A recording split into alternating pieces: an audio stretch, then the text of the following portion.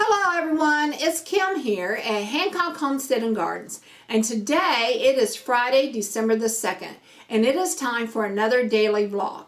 Now I have seen many people use the term Vlogmas for their daily vlogs in December, which is fine. However, I personally am not comfortable with that term, so I have chosen to use the term Yuletide vlog. Which is kind of a wordplay on Yule Log.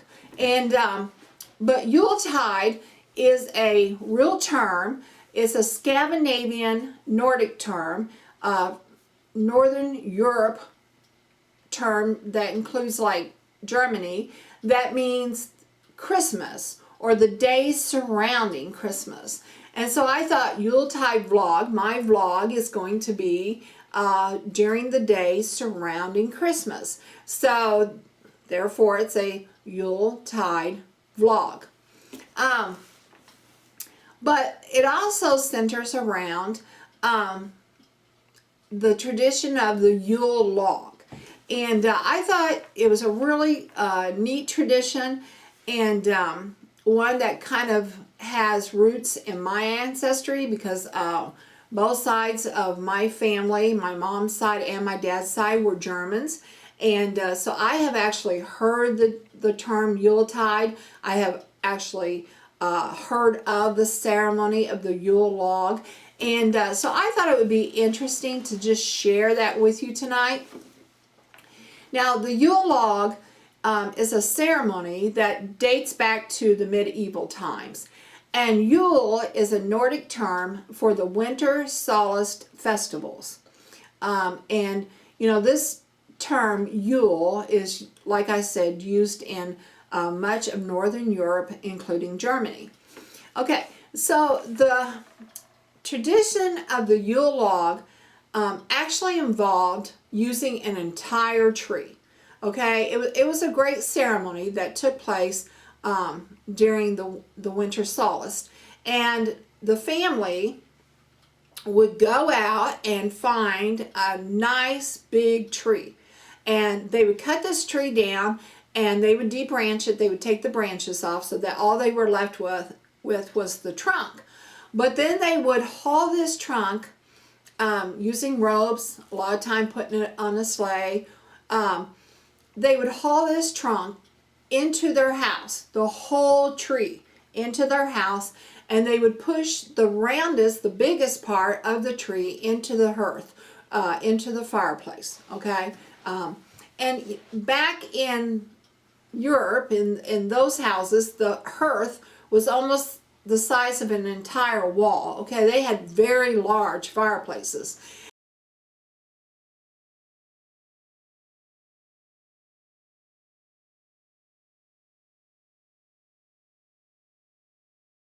And so they would push this tree into the hearth, and they would do this on Christmas Eve, okay? So they would start the fire around their Yule Log on Christmas Eve. And then they would start counting the next day. Christmas Day would count as day one, and they would burn this Yule Log, this whole tree, for 12 days, okay? And that went from the birth of Christ through the 12 days of Christmas till January the 5th, which is when the Epiphany is. And the Epiphany is when the kings would show up for the Christ child's birth. So the family would burn this log for 12 days in a great ceremony to honor Jesus and the season of Christmas, okay? And they would, if the tree burned for those 12 long days, then it was considered good luck. And they would keep the ashes from this Yule Log, and they would use it for their following spring plantings, because it was pot ash, and pot ash, we all know as gardeners, is good for growing plants. And so there was a whole ceremony wrapped around the burning of this Yule Log. Now, this custom went out through the entirety of Europe, but different places did it a little bit differently. And they used different kinds of trees. And I'm sure they probably used the trees that were most common for their area. So for instance, in England, they used the oak tree. And we all know how big oaks get. So can you imagine? I just can't even imagine hauling a huge oak into my house, and they wouldn't chop the tree up. I mean, they would leave the whole tree in the house. And I'm just picturing this tree sticking out of the fireplace, and I don't know, did they sit on it? Did they use it as a bench during the day? Can you imagine if you had children jumping back and forth over this log in your house? But anyway, I mean, it was a huge ceremony for them. And so in England they used oak, but in Scotland they would use birch, and in France they would use cherry. And I was reading that the French would even pour wine all over their log when it was burned, because it was supposed to make it smell better. And so I'm thinking, okay, the French, they use wine for everything. And but yes, this was a tradition that started on, or a ceremony that started on Christmas Eve, when they would start the fire, and then Christmas Day would count as day one, and then they would burn it for 12 days until January the 5th, until the Epiphany, which is when the kings would come. And when the Europeans, immigrants, came to America, they brought a lot of the traditions with them, including the ceremony of the Yule Log. But the American homes were not as large as the European homes, and they didn't have as massive of fireplaces. So the Yule Log tradition was kind of downsized a little bit, in that they would bring in the largest trunk, the largest log that they could get in, but they wouldn't bring the whole tree. And now today, a lot of the American homes, we don't have fireplaces anymore. I mean, a lot of places don't, some do, but a lot of places don't have fireplaces anymore. And so they have gone to using a log, a decorated log, as a centerpiece in the middle of the table, in the middle of the dinner table. They might take a log, drill some holes in it, have some candles, decorate it with evergreen, and call that their Yule Log, as kind of a symbol, a representative of the custom.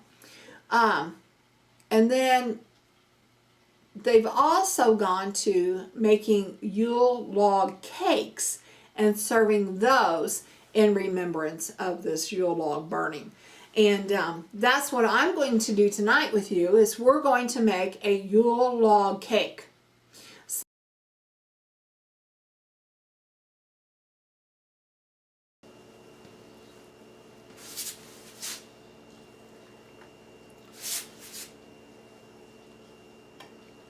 And of course you do not need to do the bottom, because you're going to have plenty of icing on this cake. So, because you got icing on the inside, and you have this icing on the outside. And because it's supposed to look like a log, your icing doesn't even have to be that smooth and pretty, because, bark is not smooth and pretty.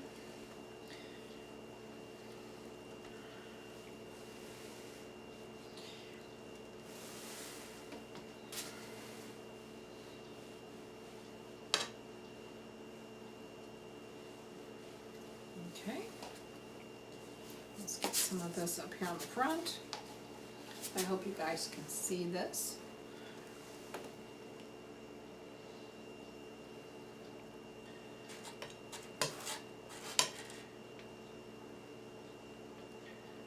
All right, and I am using Betty Crocker vanilla for the inside, and Betty Crocker chocolate fudge for the bark on the outside. Excuse me. Alright, and then after you have it iced the way that you want it, then you just take your knife and you just make little squigglies going down the side of it. And those little squigglies is supposed to help to make it look like a log with bark on the outside of it. I'll show you a close-up here in just a minute. Don't forget your stumps that are sticking out. All right.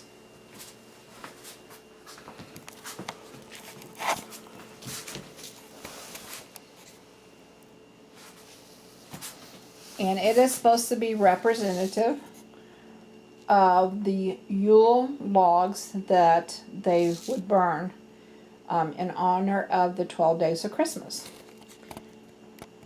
So let's slice a piece of this off and see what it looks like.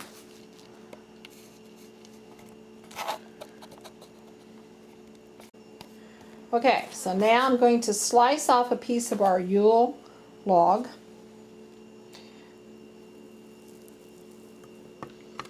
And whenever you flop it over, it should look like a piece of wood with the circles. So, yep.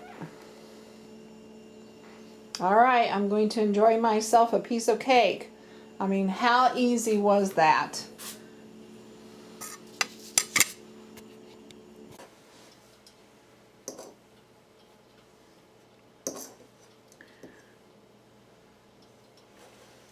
Oh, this is so good. I wish y'all could taste it with me.